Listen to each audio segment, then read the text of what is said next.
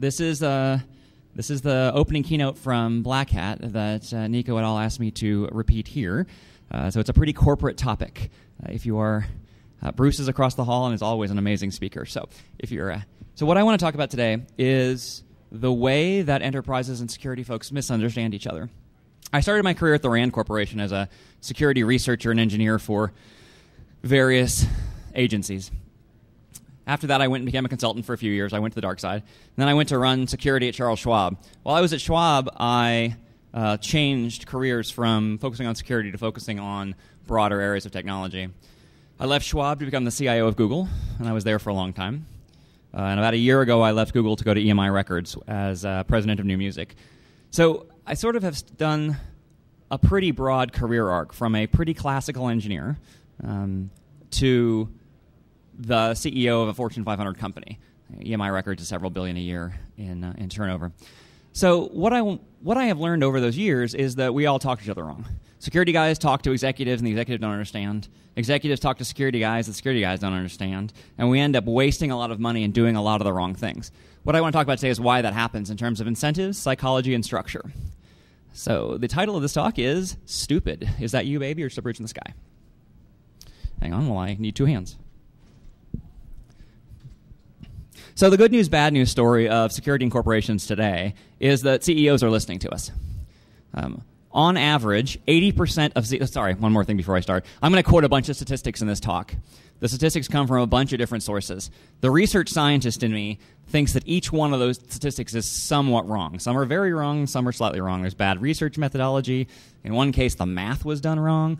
But generally, instead of worrying about the specific number I quote, I want you to think directionally around what it suggests. Caveat, end. 80% of CEOs surveyed believe they have been the victim of a security breach. 8-0. That can't possibly be right. If you look at the Privacy Watch data for the last few years, even if you add them all up and multiply by 10, you still don't get 80% of major companies. So CEOs think they're in incredible danger, even though the math doesn't suggest they are. There's a famous decision-making study done by a guys named Kahneman and Tversky. So that's Danny Kahneman and Amy Tversky. They studied decision-making biases. They called heuristics. And there's a whole bunch of them, basically systematically things that you do wrong when you think you're doing something right.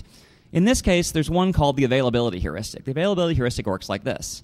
If I ask you to say, tell me when you went to a restaurant, ordered your food, and got something else, did not get what you ordered, some number of you will come up with a story of, oh, right, that happened to me at that Chinese restaurant in Evanston. If after that I ask you, how likely is it that you will go to a restaurant, order food, and get something you did not order? For those of you who come up with a story, you will estimate the likelihood of that happening vastly higher than it actually is. Because you have a story available to you, you will think that it happens more often and to more people than it actually does. CEOs spend all their lives being told by people, oh, security is incredibly bad. Oh, security's the end of the world. You're in trouble. So they have lots of stories that are available to them. So they compute the risk, the 80% number, vastly higher than it actually should be. So basically, they're terrified of us. And as a result, they're writing us bigger checks. About 30% of all companies in the Fortune 1000 have security budgets growing by 5% or more this year, when concomitantly IT budgets are going down by something on the order of 7 to 10% on average. So security spending is going up markedly as a percentage of IT spending. So apparently our fear is working. We're scaring the CEOs and they're writing us checks. The problem is they don't have any idea why they're writing us checks. CEOs were asked to list some combination of the following. What's a security vulnerability? Give an example. What's a breach that you've experienced? Give us an example. Basically, just tell us anything you know about security. More than 35% of CEOs could not say anything about what security actually means. What's a vulnerability? Anything. They have no idea why they're writing us checks. When I first read that number, it scared me a lot. How can 1 in 3 not know what they're doing? There's a group called FindLaw, which studies legal understanding in the United States. They did a survey recently of general people in the U.S., asking them to name one Supreme Court justice. 45% of respondees couldn't name a single Supreme Court justice. You know what the number one answer was, the modal answer? Judge Judy. Turns out she's not actually on the court, in case any of you were wondering.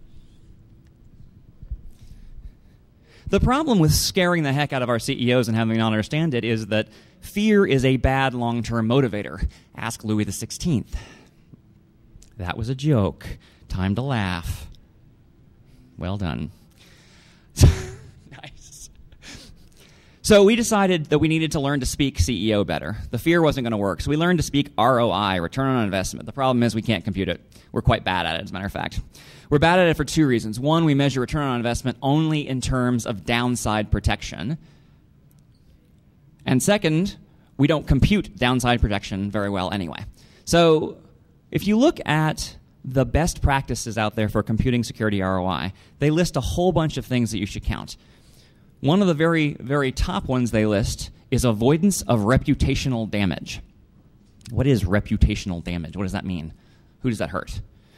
Let me give you an example. There's a company that made children's clothing. It's called Carter's. In the 1970s, they released an advertising campaign that was targeted at the time the people who normally bought children's furniture, which at the time was women between 35 and 50. Their ad was very soft color, slight focus, really pretty music, and a picture of a mother watching her child play on a playground. And the tagline was, if they'd only stay little till their Carters wore out. The idea being, don't care about the kid, care about the clothes. Guess what? Everyone hated it. They did a survey of those target people, the 35 to 50-year-old women, and they found that an incredibly substantial number of them had a very much worse impression of the Carter's brand, and a hugely large number of them said they would never buy Carter's again. Guess what happened to their sales? Went up by almost 30%. I don't know what this reputational damage thing is. Second, our second component of ROIs is, oh my God, you're going to have lost productivity. The systems go down and the world ends. I used to be responsible for a NYSE trading system, a trading system that executed trades in the New York Stock Exchange. It was a big, complicated system and lots of moving parts, and it broke sometimes. If it broke at 2 in the morning New York time, did it matter? No, nobody cared. If it broke at 9:30 a.m. New York time, which is market open, did it hurt anything? Normally, people are nodding their heads right about now. Oh, finally, I find someone nodding their heads. The problem is actually it didn't. So when the system goes down at market open, it's a pain in the neck. The traders notice it's going down and go, oh, damn it, IT sucks. And they start pulling paper tickets. And they talk to their customer who says, I want to buy 1,000 shares of Google. They say, right, I got that. They write a piece of paper out, and they set it on the side of their desk, exactly the way the NYSE ran until the early 1980s. So what happened when we lost that system? It was annoying. The system was, the whole process was far less efficient, but it didn't actually hurt anything. Lots and lots of systems turn out to be able to run just fine without the technology. They just run less efficiently. So then the ROI of taking the annual revenue for a system, dividing it up by hours, and then multiplying that cost times the number of hours to compute downtime doesn't make any sense, doesn't work. And finally, we compute ROI not counting sales that are enabled by security. Let me give you an example. When I was at Google, some engineers did a really interesting study. They looked at online retail, particularly small store online retail. And they tried to track through what happened through the sales process. So some arbitrary web surfer finds a site. They look around the marketing material. They say, oh, right, I want that bright green Adidas shirt. Thank you very much. I'm going to pick on you the whole talk. I want that bright green Adidas shirt. And they go through and they figure out how to add it to their cart, and they see how much it's going to cost. And then 2 out of every 3 bail out. 2 out of every 3 carts with at least one thing in it was abandoned. That's, of course, the worst of all possible worlds for small retailers, right? They've spent all the time getting you to their site. They've spent all the time getting the marketing material up. They've convinced you to buy, and then you go buy at Amazon. All the cost, none of the revenue. There's a whole bunch of reasons why hey, they're adding emergency exit signs. In case there's fire, please find the red sign. In the event that, when customers dropped their carts, we went off and said, well, why do you do that? There's all kinds of reasons, as you'd expect. But the number one reason was, I don't want to create another account. I don't want to have to re-enter my shipping information again. I don't want you to send me emails later. I don't want to give you my credit card information. I've got 1,000 accounts. I don't want 1,001. So this group of engineers came up with a product called Google Checkout. Google Checkout allows you to enter your credit card data, your shipping information, etc., once into Google, and then with about 10 lines of JavaScript, the retailer can use checkout as a checkout provider. So from the user perspective, they click on one button, they enter their Google password, their credit card gets billed once, they can have their shipping information entered once, they can choose whether it gets spam from the retailer or not. So, not a bad product. So what do you think happened to cart abandonment rates? Went from 2 out of every 3 carts abandoned to less than 1 out of every 3. So the retailers, simply by getting rid of the need to make accounts, doubled their sales. Well, or halved their failure rate, depending on how you count. So that's an example where a little tiny bit of security, namely the creation of Google Checkout, created a vast quantity of additional revenue. That's also never computed in ROI. We're computing ROI to speak executive, and we're doing a very bad job of it. And then, of course, when the CEOs are done being scared of us and our made-up ROI doesn't work anymore, we pull out the tactical nuclear weapon of information security. We say, but we're going to have a security breach. And then, of course, everyone quakes in their shoes and runs to the hallways. So it's interesting. If you look at Verizon's study of security breaches, they counted breaches pretty generously, and even so, more than 90% of all breaches were pretty trivial things. So the incredibly cool security we're teaching and telling and selling to try and avoid security breaches, by and large, doesn't really matter. If you look at the Privacy Watch numbers for 2009, it's obviously a partial data set because it turns out 2009 is not over yet. But if you look at the data to date from 2009, 16% of all security breaches are from stolen laptops. 11% are from people putting paper copies of user data on the curb. I mean, seriously, buy a shredder. So by buying your employee's shredder, you could eliminate 10% of all vulnerabilities. By doing something cute with laptops, you could eliminate another 15%. So a quarter of all breaches could be fixed trivially. Again, we're using this data to suggest that hugely expensive projects get run and lots of compliance work gets done, when in fact we could make a hugely material decrease in our breach risk by buying shredders. We're trying to scare our executives into spending money, and they shouldn't spend it on us.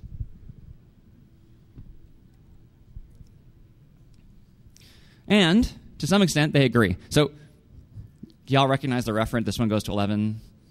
Spinal Tap. The funny thing about this slide, which you can't see because the resolution's not high enough, this one's labeled in 1,000-point font. This one goes to 11. You know what's interesting? The dials only go to 10. Seriously. Anyway, so even though we're scaring our executives and they're writing us bigger checks, and we're pretty able to scare them even more by bad security breach numbers, we're unhappy with the amount of money they're giving us. Security officers are about 1/2 as likely to believe or to say that security spending is adequate at their company. CEOs are twice as likely to say security spending is adequate at my company. That seems odd. Doesn't the CEO get to decide what adequate is? I don't know. So why are we so different? We're so different because we're trying to spend money on things the CEO doesn't care about. CEOs are 3 times as likely to say that they want the biggest focus of security to be on business continuity planning. They want our systems to stay alive because, of course, fires happen. In one of my data centers one time, a car drove through the wall. I mean, stuff happens. I'm not kidding. That's actually a real story. Note to self, armor your walls. So the CEO is worried about keeping the business alive. We're worried about what? Compliance. We believe that the number one spending opportunity for security is on compliance. It's interesting that that barely makes the CEO's list because the CEO is criminally liable for compliance, and they don't care, yet we care. Interesting problem. I had a friend who made a very, very, very healthy living selling HIPAA compliance for a while. He would show up at customers, give them a sheet of paper, his gilded list from above, that said, here, you must buy these pieces of technology to be HIPAA compliant. And it was a pretty expensive list. The problem? It's not right. If you look at the Health and Human Services statement of the security rule, the final statement of the rule, part of what they do is they list comments. So people can can write in and say, hey, you know what, I think this rule should have this or that, et cetera. And the committee responds to each of those comments. And the HSS comments on the security rule, there were several thousand pages of it.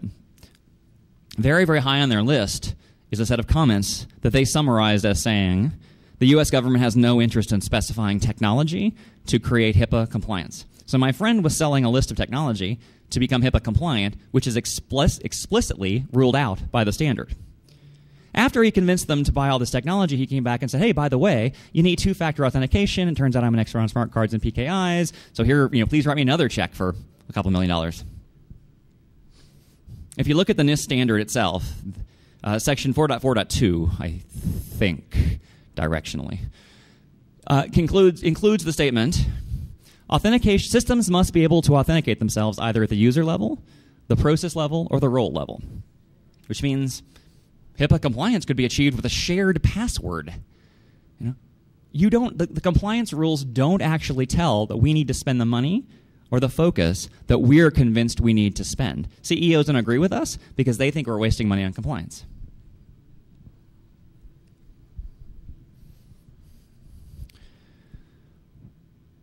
The theory of corporations. Corporations exist primarily to create value for their users or clients and take some of that value back as revenue, and do so in a way which is respectful to your employees and your shareholders. Companies exist, fundamentally, to make revenue and profit. We can argue about the morality of that, but that is sort of ground truth.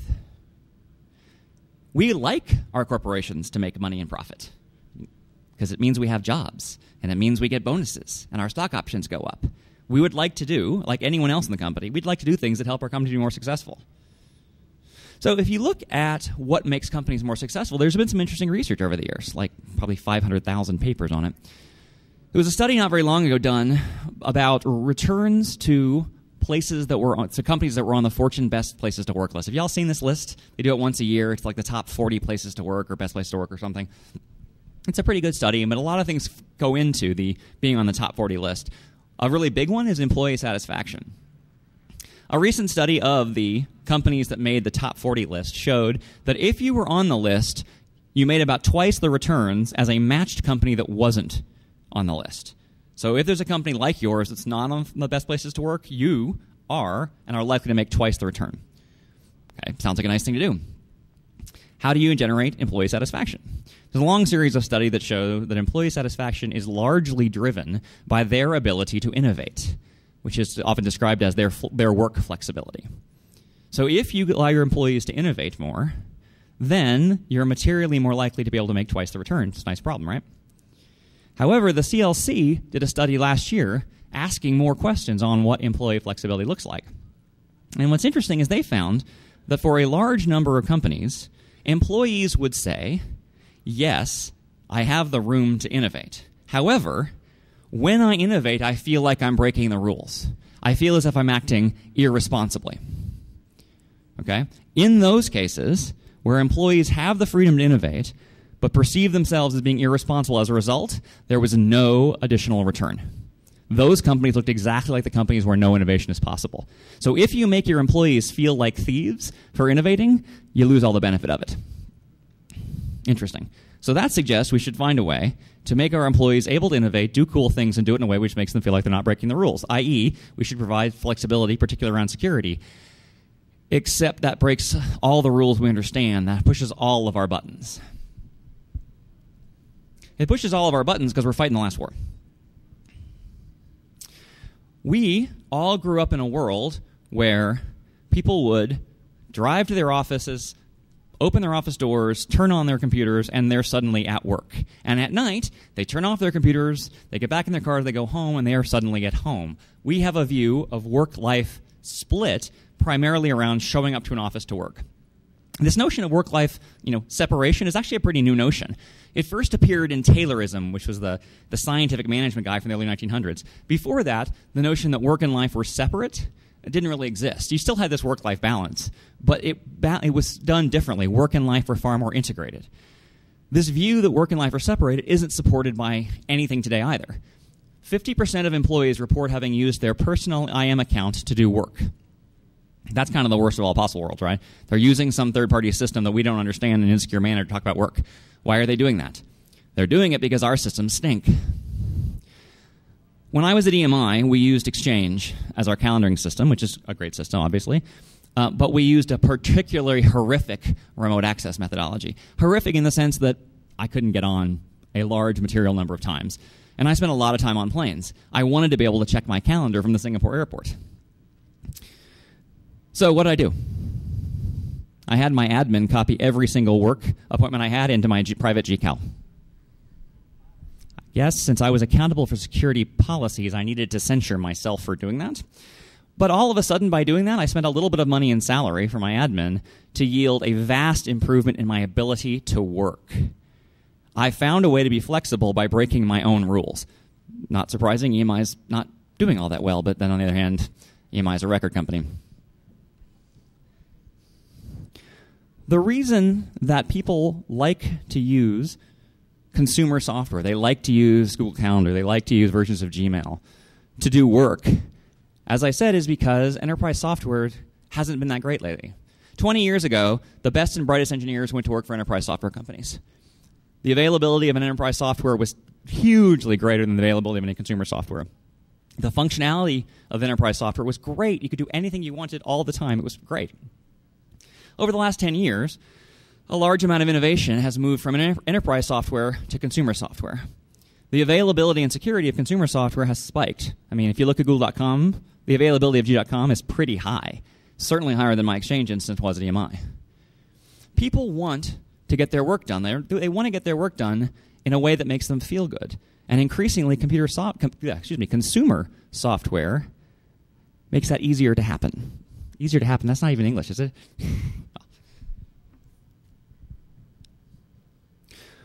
We don't really want that to happen. Really don't really want people to merge work and life. We all grew up in a world where what you're trying to do is build a ring of security around our systems. We're trying to build great boundary security. So we try to build firewalls. We do all this stuff to try and keep people from the outside in. However, we don't believe in our boundary security. If we did, we wouldn't spend millions of dollars on intrusion detection systems.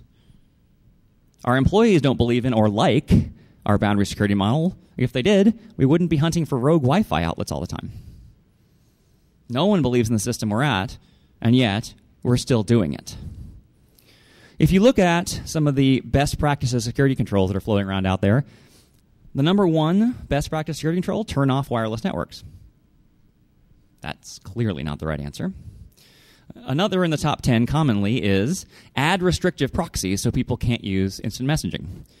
See earlier point. If you ask employees why they're using instant messaging, the number one reason, the modal reason, is because they want to announce presence across their work and their personal lives.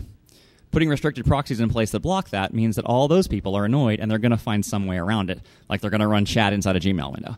They're going to find some way around what you want, right, and what you're doing. So we need to change our tactics. We need to be able them to be flexible in a way that doesn't make them feel like they're cheating because we want those outsized returns, right? We want our bonus to grow. And that means our tactics need to change. We can't fight the last war anymore. We need to fight the next war. The next war is this mixture of work and life. The next war says that Taylor was wrong, and separating work from life isn't the right approach. At this point in the talk, I like to use an analogy which is almost certainly apocryphal. There's a long story about building college campuses, and it starts by saying architects build these beautiful buildings, and students have to get from one building to the next, and so to do that, they put concrete sidewalks between this building and that building, and plant grass everywhere else, and it's lovely and, practically bucolic. After a few months, the architects notice that there's dead grass in paths between buildings because the students are walking across the grass rather than walking up and down the sidewalks. So what do the landscapers do? They put poles and chains to block the grass so you can't walk across the grass, trying to force people to walk on the sidewalks. Then they replant the grass. After a few more months, they find out that it turns out the grass died again. Oh, people must be stepping over the ropes. Oh, this is terrible. What should we do? I got it. Let's plant hedges and flower pots and all these other elements to keep people on the sidewalk. And suddenly, you've gone from this nice, open, bucolic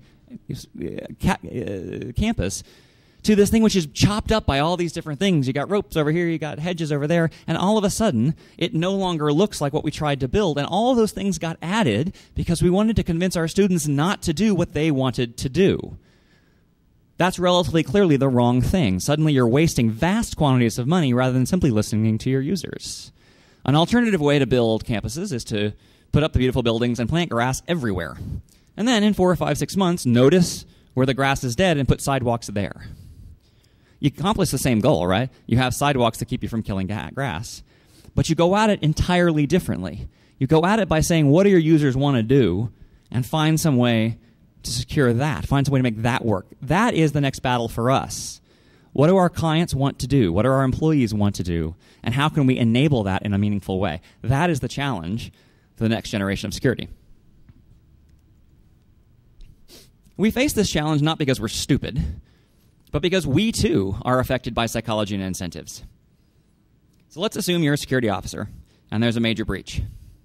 And you shuffle into the CEO's office and say, hi, boss, how's the coffee? Listen, it's been kind of a bad day. It turns out, someone got a hold of all of our credit card records, and about half of our users now have credit card fraud, and it's real expensive, and my day kind of bad. What do you think is going to happen next?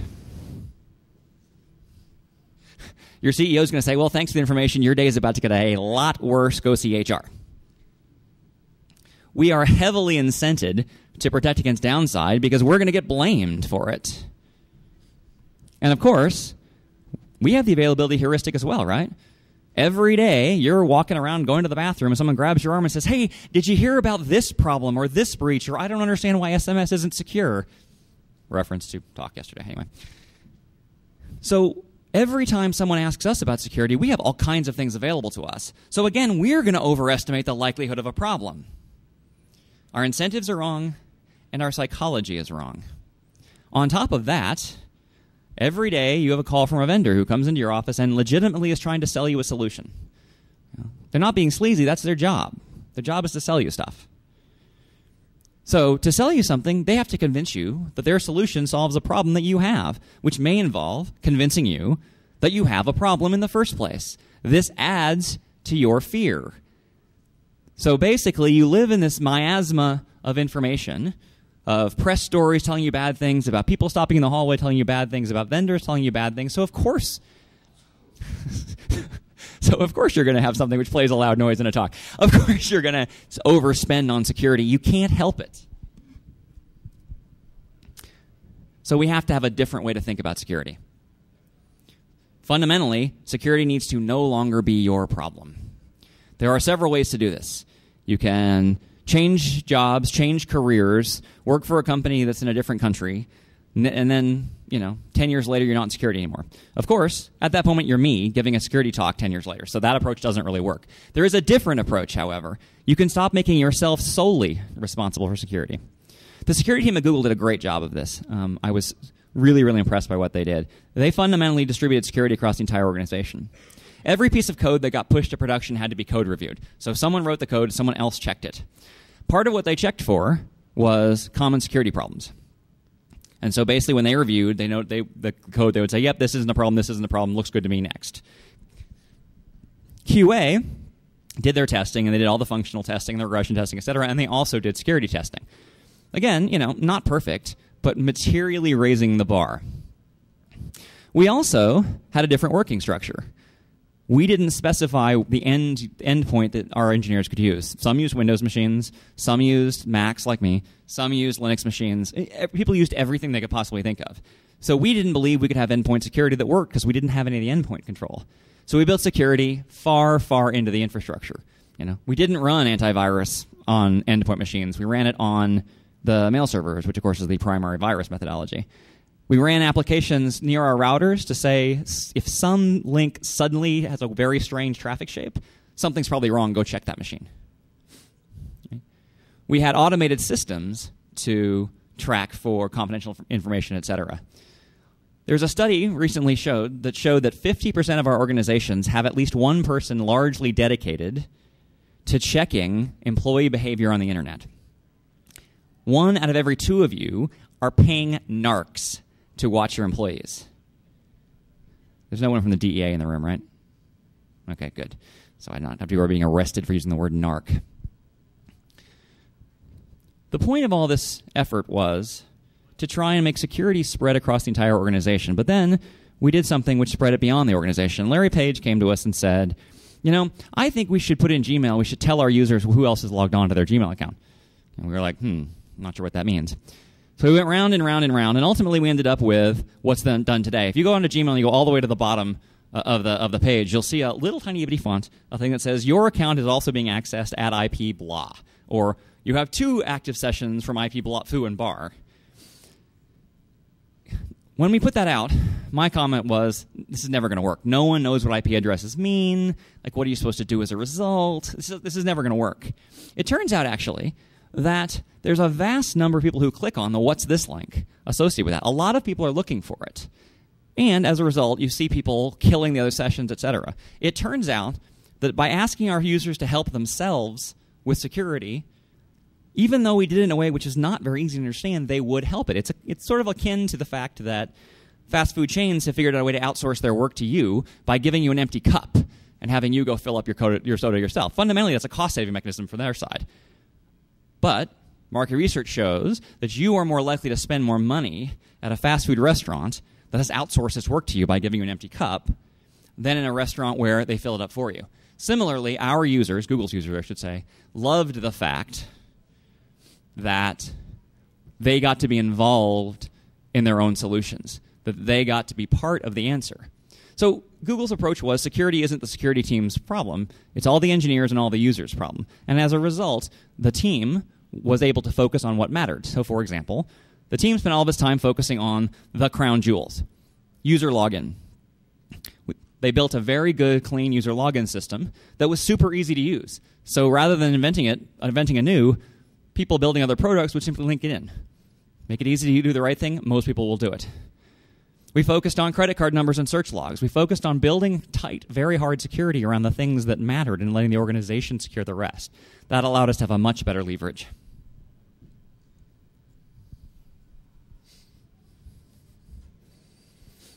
How many of you figured out the title of the talk? Anybody? Anyone notice the similarities of the titles of the slides? Okay. The title of the talk was, Is That You, Baby, or Just a Bridge in the Sky? That is a commonly misheard lyric from a Bruce Springsteen song called Brilliant Disguise. The line is that you, baby, or just a brilliant disguise? Many, many people misunderstand that lyric. If you play that loudly at a party and people start singing along, the vast majority of them will sing the wrong lyric. Much like the vast majority of us are saying the wrong things and doing the wrong things to our companies. We're not doing them because we're dumb. We're doing them because we don't know the right lyrics. As you change from being a security officer to being an executive to viewing the world differently, it's easy to notice who's singing the wrong lyrics and why. The right lyrics involve recognizing your own incentives, recognizing your own decision biases, recognizing that other people's incentives don't always align with yours, and trying to find a way to fight the next war, not the last war. Trying to find a way to make security actually add value. Not downside protection, but actually add value, and do it in a way which allows workers to be flexible and not feel like they're skis balls for doing it. Because fundamentally, fighting the next war turns security from being a roadblock into the good guys. It's much more fun to be the good guys than the bad guys. It's way more pleasant. And it increases the chances that your organizations will succeed, increasing the chances your bonus will be nice and your stock price will be up. Getting the lyric right, getting the communication between you and the executives right, getting the understanding of what your users want right is a hugely valuable outcome, and it's something we are extremely bad at.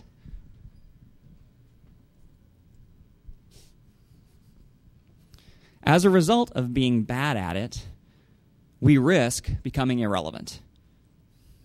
Almost 80% of employees at Fortune 100 companies report at one time or another volitionally breaking a security rule.